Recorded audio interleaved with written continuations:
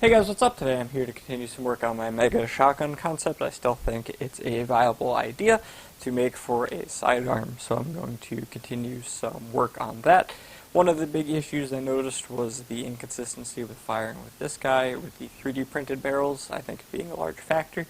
So I bought some aluminum to try out some of those barrels, or maybe if we go from there, find out that it needs some more air volume or something like that. But I'm going to start with the barrels. I'm going to make a sort of test attachment that I can just put onto other blasters real quick for some testing to see roughly the amount of power I might need to make something like this viable. The first order of business is going to be giving a chamfer to the inside of this barrel here. As you can see with this one, this is a caliber barrel, so the inside's already had that done to it. This one, I assume, was cut with some kind of rotary cutter because there's a bit of a crimped lip on the inside of the tube that's preventing the darts from going in. So I got to remove that.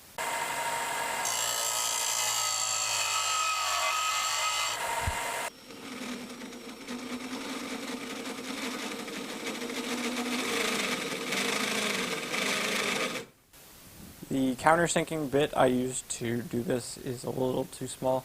I think it's like a 3/4 inch. It's not labeled on it, but it appeared to be just barely too small. It's not the most consistent, so I'm going to have to get like an inch one, but for our purposes right now, that's a pretty darn good fit. So we can proceed. So this is an unmodified XBZ tank. I'm just going to hold it up to the back of the barrel, and you can see that it works a little bit better. This is way too long for this, but just for fun. You can see we're off to the right track versus the 3D printed barrel. Okay, so the barrel material appears to be pretty optimal. However, I've noticed that it's fine up until you go full towards the ground, and then the dart is able to slip out. So what I think the optimal scenario might be here is most of the barrel be made out of this material, and then the last little chunk on the inside sticks in a little further. And that might be a 3D printed little lip on the inside, just to grab the dart so that it doesn't fall out before you intend to fire it.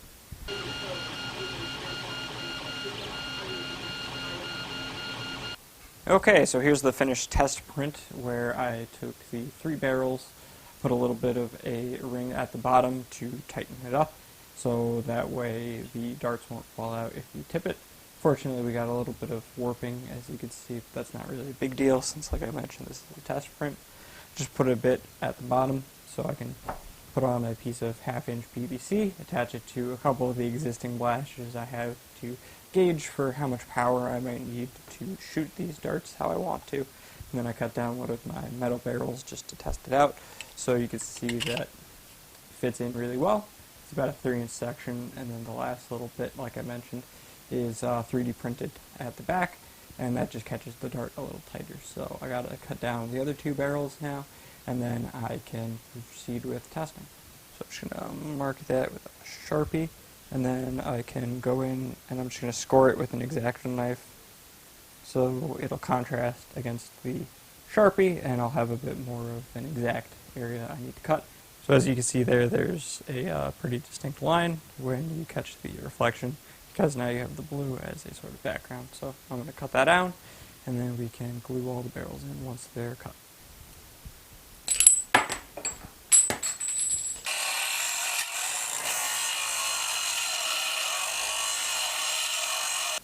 Just a heads up, aluminum gets really hot when you grind it down like that, so you want to keep either some cold water or something on hand to cool it off, and then you want something to handle it with as well. I would say that's not too shabby, so that turned out pretty well, and I can glue those in now. Okay, so this is my first test. I haven't actually tried it yet with the absolver, and the 3 mega darts are loaded in. I wasn't sure how long to make this, so I just kept it its current length for now. That's just a scrap piece of PVC I had. It's hooked up to a Gen 1 Panther, so hopefully that's enough power. If not, I think we have bigger problems, and then let's give it a shot. Might have bigger problems. Well, let's try that one more time. Test shot 2. It's not good, but it's not terrible, I guess. So it's going to be really hard, I think, trying to get a decent performance out of a Springer with this being slightly more powerful. One more test, this is going to be with an XBZ tank, and I swapped out the knockoff megas I was using for real megas, which seem to have a little bit of a tighter barrel fit. Okay, that actually worked pretty well.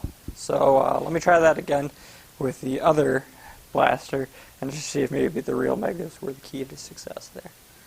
Real megas test 2. Okay, so I think that's definitely my key to success there, was the knockoff ammo not being a super tight barrel fit, which definitely gave me a scare that this wasn't going to be viable. But now that I know, I just need some serious spring power.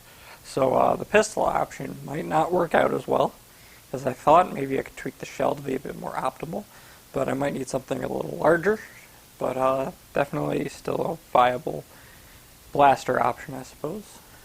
Okay, so with the next step being actually making a blaster to test this, I ran into a slight snafu where the printer I used to print most of my PETG or higher temperature materials has been down for a little bit.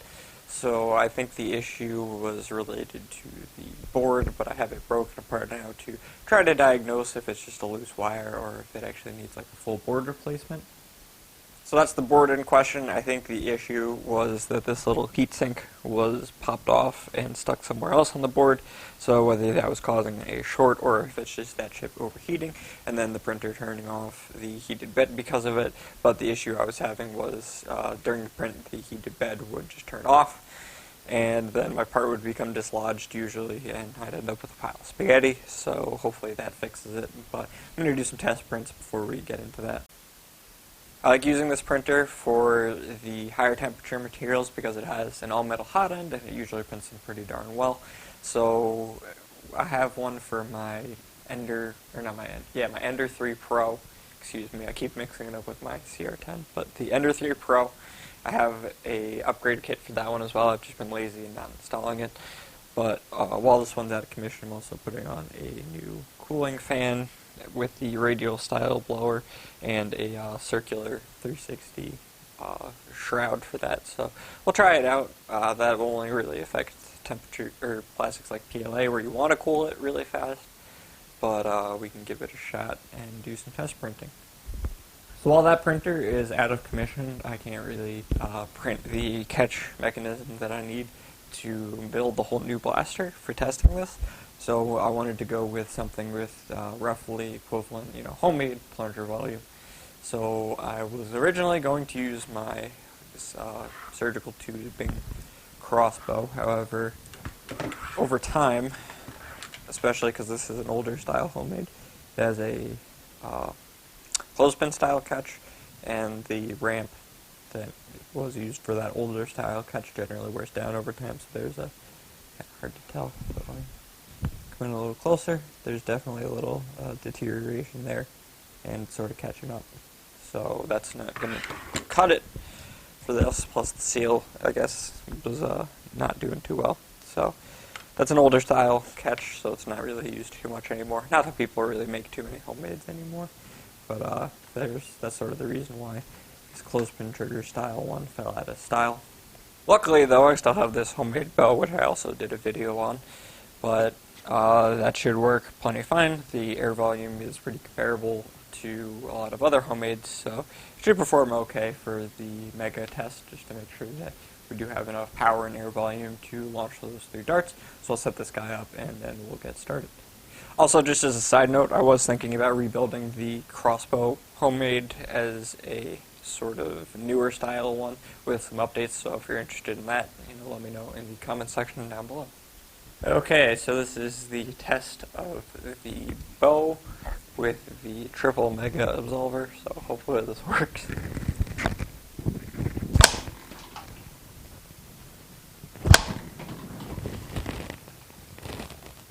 Well, it kind of worked, but it was a little underwhelming, to be honest. It's maybe like 10 feet away, so it's a little underwhelming still. But we'll see what we can do. Okay, so I still haven't fully given up on the idea of this project. However, it may need to be an air blaster, it looks like, if I'm going to keep it in a relatively compact size. So up next, I'll have to continue work on developing a springer that can potentially fire this. So that'll probably be the next project update for this, and then we can go from there and see how that performs.